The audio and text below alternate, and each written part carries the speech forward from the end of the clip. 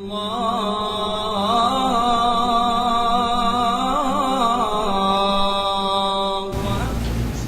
respected brothers and sisters, I would like to revisit a topic that we kind of touched upon the last time we were here, not in this setting, but it was in another setting. And inshallah, we have a little bit more time to maybe elaborate. It starts off with the story of Musa and Al-Khidr.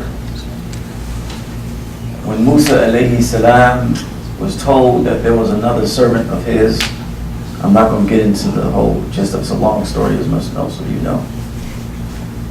Musa was told by Allah subhanahu wa ta'ala that there was a servant of Allah's who had more knowledge than Musa.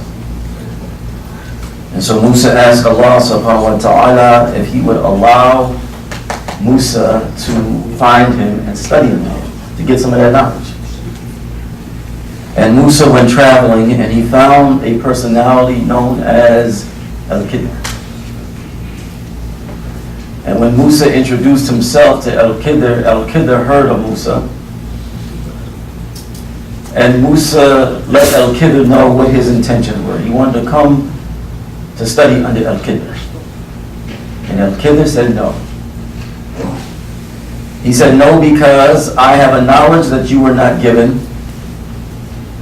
And I'm afraid that when you see me do the things that I do, you'll lose your patience with me.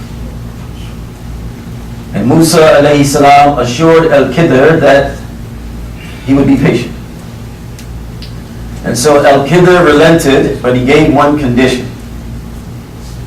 He said, the condition is that when you see me do something, don't ask me anything about it unless I say something to you first. That was the condition. And Musa alayhi salam agreed to the condition. And then they set out on their journey. And as they were going, they needed to go from one body of land to another, and in between there was water, and there were people, men who had a boat. And they knew Al-Khidr, and they respected Al-Khidr. They told Al-Khidr, we'll give you a ride to the other side. And so Al-Khidr and Musa alayhi salam got in the boat to go to the other side. And right before they got to shore, right before Al-Khidr puts a hole in the boat. He damages the boat. He puts a defect in the boat. And Musa looked at Al-Khidr and said, what are you doing? They just gave us a ride. And you damaged the boat.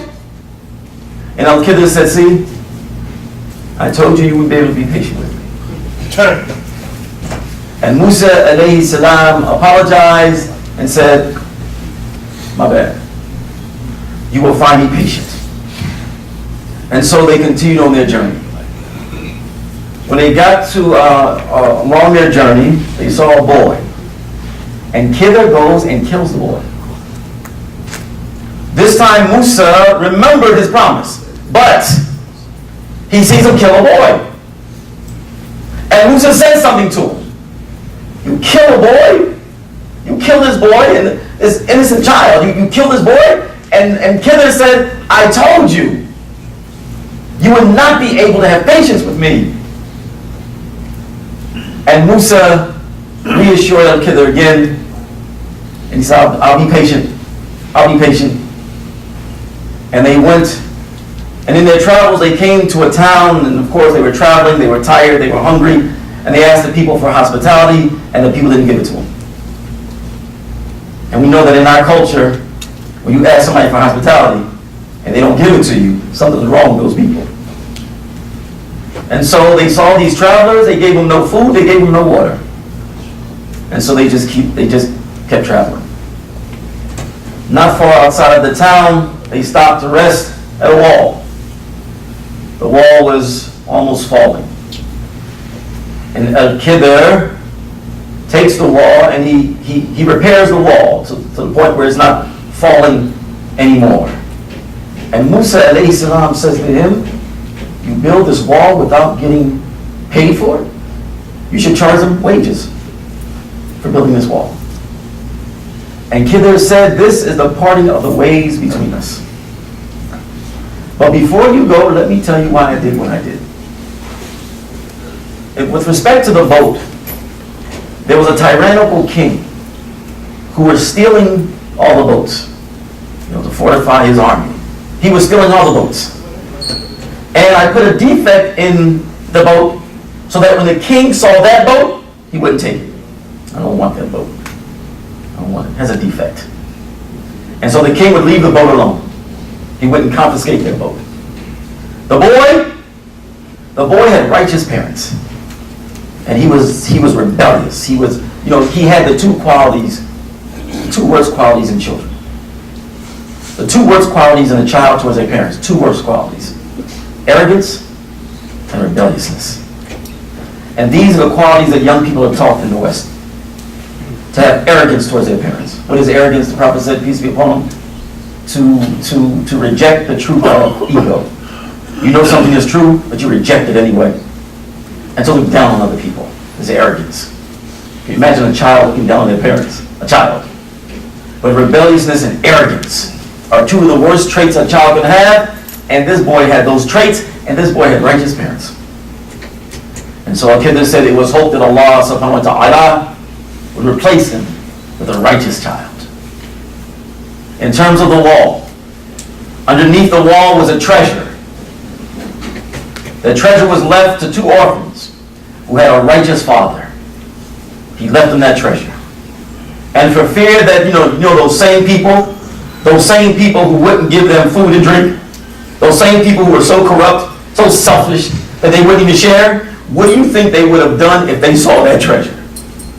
You think those people would have said, it's an orphan's treasure, let's leave it alone? No, they would have stolen it. And so I fixed the wall so that they could not see that treasure.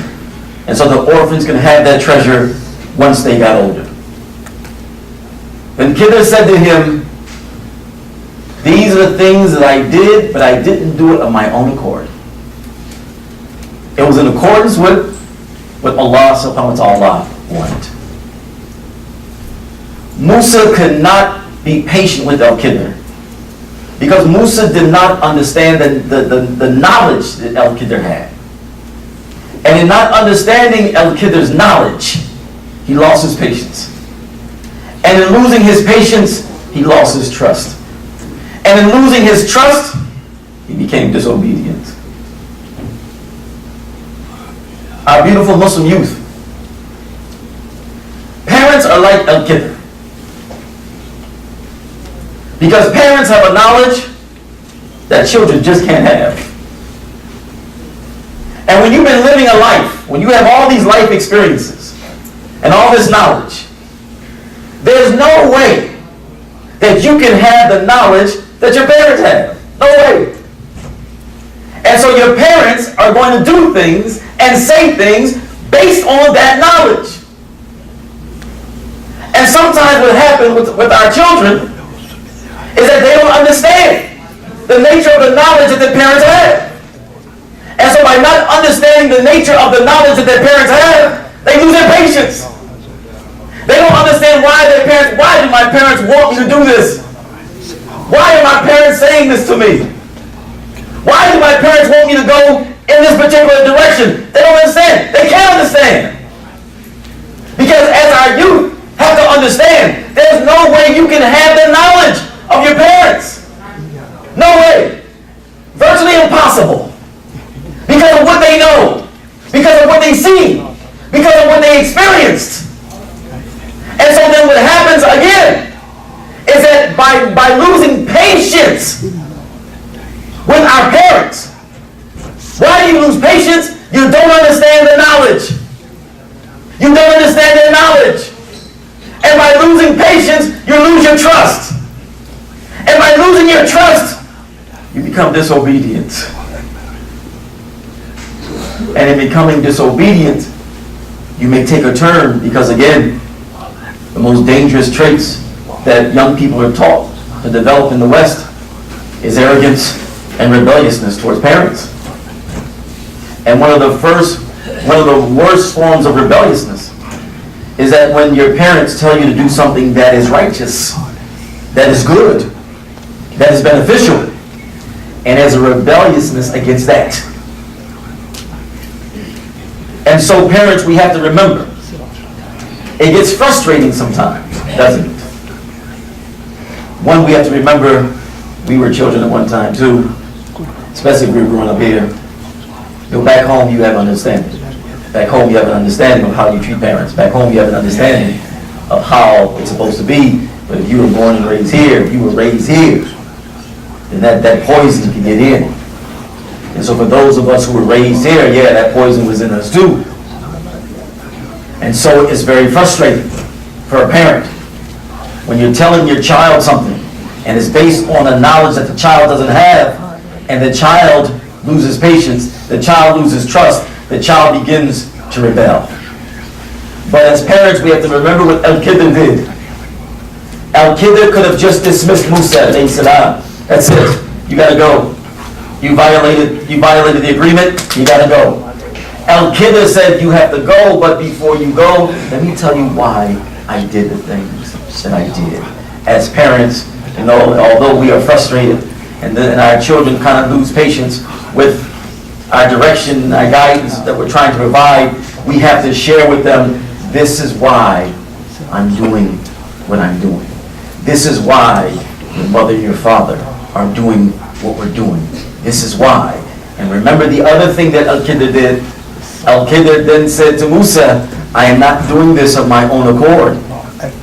This is not based on my own vain desires.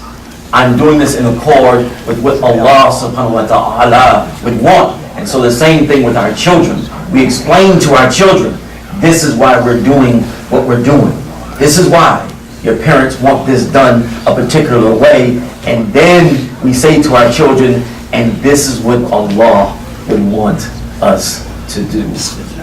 If Khidr had a knowledge that Musa didn't have, alayhi salam, and parents have a knowledge that the children don't have, what type of knowledge does Allah subhanahu wa ta'ala have? And so if we're not supposed to lose our patience with our parents because we have to recognize that they have a knowledge that we can't have right now as children, then what about Allah subhanahu wa ta'ala? I want to end this khutbah with giving you 3 examples. Because sometimes Allah in His infinite mercy will show us His signs, as He says, in the farthest horizons and within ourselves, so that we know that this is the truth. 3 examples, inshallah. Because what could happen too, by not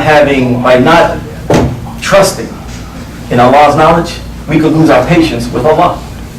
And losing our patience with Allah means what? Losing our trust in Allah. And losing our trust in Allah means what? Becoming disobedient to Allah subhanahu wa ta'ala. 3 examples, inshallah. The first example deals with a man and a woman who are able to be married, being alone together. Alone. The second example has to deal with Allah subhanahu wa ta'ala telling us that we are not to engage in sexual relations outside of marriage. And the third example has to do with the importance of us in general and women in particular dressing modestly. Point number 1. A study was done in which they took a young man and they had this young man sit in a room telling him that he was going to take a test. He was like in his 20s. Before he went into the room, they measured his testosterone levels. Now we know testosterone, right? Testosterone, right? Gives us a hair on our face, right? Sexual drive in men. You know, men even have testosterone in our brains. But testosterone is that sex drive. They took his testosterone levels before he went into the room. Now these are my numbers. His testosterone levels were like at a 6. And while he was waiting to take the test, they send into the room a woman, a young woman. They tell her that she's going to take the test too. She goes in, they're waiting for the test, and they engage in just small talk. Small talk. How's the weather type talk. Small talk. After a while, they call her out of the room. They eventually call him out of the room, and they check his testosterone levels. What do you think? his testosterone levels increased. They went from like a 6 to like a 10. And the only thing that happened was that he was just sitting in a room talking to another woman. That's all that happened. It increased his testosterone levels. What did the Prophet ﷺ say? No man and woman who are able to be married should be alone together. Because if so, the third party is who? Shaitan. Number 2. Scientists have now found out that men, one of the things that we're able to do as men is that we're able to regulate our emotions. Men are able to do this. It's part of our fitrah. We're able to regulate our emotions. Some of them related to a chemical within us called serotonin. That men are able to regulate our emotions. That's why our wives get on us so much when they say that we're so cold sometimes. Or it looks like we're so uncaring sometimes. Why? Because as men, we regulate our emotions. We regulate them. What happens when young people, 2 people, whatever, engage in zina? And here is a young woman, they get into this whole boyfriend-girlfriend culture. Boyfriend-girlfriend culture is fake marriage. And so you get into a boyfriend-girlfriend culture, that's her boyfriend. And as a result of that attachment, she's attached to him. As a result of engaging in that act, and he's the first, she's attached to him now. Emotionally, psychologically attached. But she gets upset. Why does she get upset? Because he's not attached. He's not committed. He's not showing any type of attachment to her. How come he's not? Because he's regulating his emotions. He don't want to get attached to her. All he wants is zina. That's it. And once he commits the act, he's gone. And so what does Allah subhanahu wa ta'ala say? Marriage. Get this man in marriage. Why? Because when a man is ready to be married, he's showing her that he's ready to be committed and he's ready to be attached. But when he's not in that mold, he's regulating his emotions to the point he's not going to be attached to anyone. That's where the whole concept of playboy comes from. A player. He's out there playing around, not getting attached to anyone, not being committed to anyone. And he's able to do it. Why? Because men are able to regulate their emotions. And so Allah subhanahu wa ta'ala in his knowledge knows, nikah, get married. Because if it happens outside of marriage, someone is going to be exploited. Allah's knowledge. Lastly, an interesting study at MIT, in which they're studying the brain. They find out that there's a part of the brain that when a human being is looking at another human being, that part of the brain activates. And then when the human being is looking at an object, they notice that part of the brain deactivates. Interesting. Human being activates. Object deactivates. Interesting. And so in the study, they took these men and showed them images. They showed them images of women. One image of the woman they showed were women who were modestly dressed. And guess what happened? That part of the brain activated. Human being. And then they showed the men images of women who were presented like they are in the media, sexualized. And guess what happened there? Yes, that part of the brain deactivated.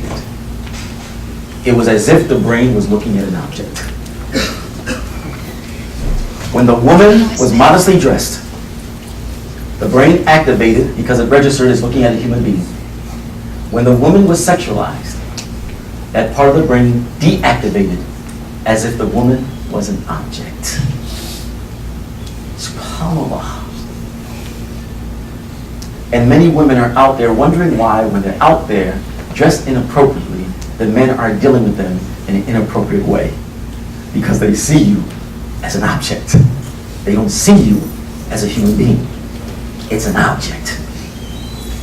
So my respected sisters, you can go to walk through the roughest parts of Detroit in your hijab.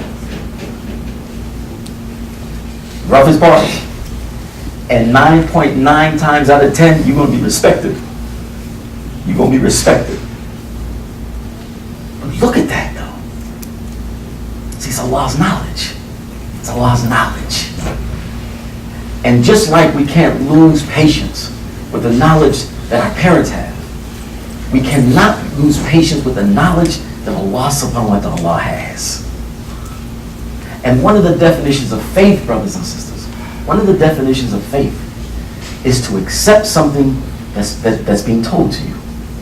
To accept something that's being told to you. It's one of the definitions the scholars point out. That's faith. You accept something. And so when Allah subhanahu wa ta'ala tells us, brothers and sisters, to do something or not to do something, it's based on a knowledge that He has. And we have to make sure we're patient with that knowledge. We have to make sure we don't lose patience with His knowledge. Because again, patience leads to distrust, and distrust leads to disobedience. And once we disobey Allah subhanahu wa ta'ala, that's it. And so may Allah subhanahu wa ta'ala give us and our children patience, inshallah, to the point to where when Allah subhanahu wa ta'ala and His Messenger sallallahu alayhi wa sallam tells us something, we take it. We don't need a list of reasons. Allah subhanahu wa ta'ala says fast, we fast. We don't need a list of reasons on the benefits of fasting and the physiological benefits of fasting, and although they are, but we don't need a list. Allah says fast, we fast. Because Allah subhanahu wa ta'ala is one who deserves to be trusted.